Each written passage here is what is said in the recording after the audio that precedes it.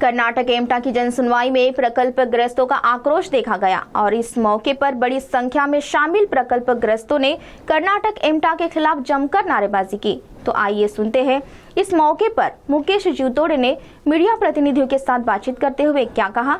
CTV प्रतिनिधि जावेद शेख की इस खबर में। भद्रावती शहर से सटे बराज के कर्नाटका एमटा कोयला खदान व्यवस्थापन की ओर से शासन की ओर कोयला उत्खनन विस्तार के लिए प्रस्ताव भेजा गया। इसके लिए खदान कार्यालय के परिसर में जन सुनवाई ली गई और इस जन सुनवाई में प्रकल्पग्रस्तों का आक्रोश देखने को मिला। इस जन सुनवाई में प्रकल्पग्रस्त और विविध पक्षों के और संगठनों के पदाधिकारियों ने आक्रामक होते हुए एमटा प्रशासन को कड़े शब्दों में चेतावनी देते हुए उपस्थित शासकीय अधिकारियों के सामने आज तक की समस्या रखी। जब तक एमटा कोयला खदान प्रशासन की ओर से प्रलंबित प्रकल्पग्रस्तों की सभी समस्या हल नहीं करती, तब तक कोयला उत्खनन के विस्तारीकरण के लिए अनुमति नहीं दी जाए, ऐसी मांग करते हुए कोयला उत्खनन विस्तार को विरोध किया। कर्नाटक एमटा कंपनी की ओर से पिछले कई वर्षों से कोयला उत्पादन तथा कोयला परिवहन का काम शुरू है, लेकिन आज तक यहां के प्रकल्पग्रस्तों की समस्या कायम है। कंपनी की ओर से आज तक इस समस्या को हल न किए जाने से प्रकल्पग्रस्तों में कंपनी प्रशासन के विरोध में रोष है। प्रकल्पग्रस्तों को कम कर परप्रांतियों को नौकरियां, बुरास गांव का पुनर्वसन, वेतन में अनियमितपना, यह समस्या हल करने के लिए कई बार निवेदन दिए गए, लेकिन कंपनी की ओर से इन समस्याओं को हल नहीं किया गया। समय समय पर आश्वासन देकर कंपनी की ओर से इस ओर अनदेखी किए जाने से गांववासी तथा प्रकल्पग्रस्तों में कंपनी के विरोध में रोष निर्माण हुआ। कोयला उत्खनन विस्तार को सभी ने विरोध दर्शाया। जन सुनवाई में शिवसेना के लोकसभा संगठक मुकेश जीवतोड़े, नगराध्यक्ष प्रफुल्ल चटकी, कांग्रेस के सुनील नामोजवार, सरपंच, प्रकल्पग्रस्त तथा गांववासियों ने अपना समर्थन देते हुए विस्तारीकरण को विरोध दर्शाया।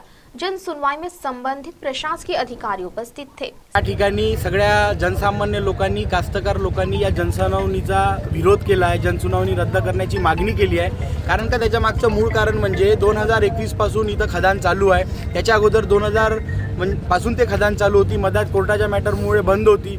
150-200 करोड रुपयाचा कोळसा ठेकेदार लोकांनी चोरला। केपीसीएल म्हणजे कर्नाटका पॉवर कॉर्पोरेशन लिमिटेडच्या नावावर फक्त कोळसा चोरीचं काम चालू आहे आणि ज्या लोकांच्या शेत्या गेल्या त्यांचं अजूनपर्यंत पुनर्वसन झालं नाही। आजपर्यंत एवढे वर्ष कोळशामुळे, ट्रान्सपोर्टिंगमुळे दोन्ही लगतच्या शेतकऱ्यांचं नुकसान होऊन राहिलं। धुळीमुळे कापूस कमी पिकून राहिला, सोयाबीन कमी पिकून राहिलं, तुरी कमी पिकून राहिला, हरभरा कमी पिकून राहिला।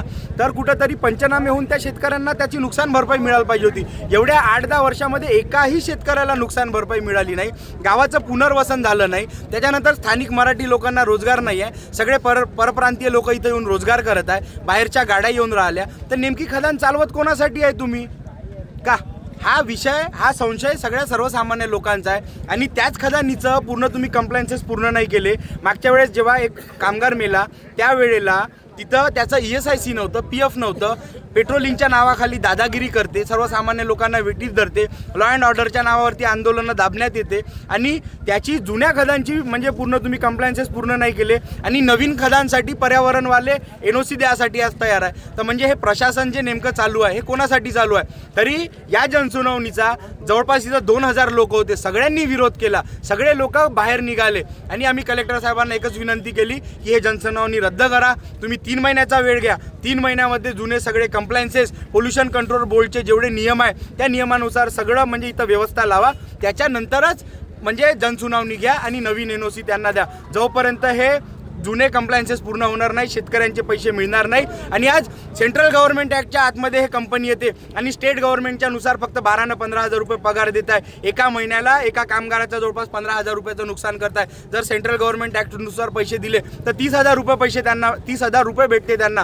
तर असं सगळं शेतकऱ्यांची, कामगारांची पिळवणूक आहे आणि इथं मराठी लोकांना कुठंही या खदानीपासून फायदा नाही आहे, कुठेही रोजगार नाही मिळत आहे। म्हणून हे खदान त्वरित बंद करण्यात यावी, जोपर्यंत कंप्लायन्सेस पूर्ण होत नाही याचं ट्रान्सपोर्टेशन बंद करण्यात यावं, असं सगळ्या ग्रामस्थांच्या वतीने सगळे तंटामुक्ती अध्यक्ष आहे, भद्रावतीचे नगराध्यक्ष आहे, सगळे सरपंच आहे, सगळे बेरोजगार युवक आहे, आपले सचिन डुकरे साहेब सरपंच आहे, तरी सगळ्यांच्या वतीने एकच मागणी आहे, खदान बंद करा, जुने कंप्लायन्सेस पूर्ण करा, शेतकऱ्यांचं पुनर्वसन करा आणि शेतकऱ्यांचे पैसे द्या, त्याच्यानंतरच खदान चालू करा। अन्यथा या ठिकाणी शिवसेनेच्या वतीने जरी आज आमची सत्ता आहे, एकनाथ शिंदे साहेब गोरगरीब जनतेचे शेतकऱ्यांचे नेते आहे ते आमच्यावर कुठेही अन्याय होऊ देणार नाही. जर या ठिकाणी प्रशासन ऐकलं नाही तर सगळ्यांना घेऊन आम्ही मुंबईला एकनाथ शिंदे साहेबांकडे जाऊ आणि याच्यावरती तोडगा काढू.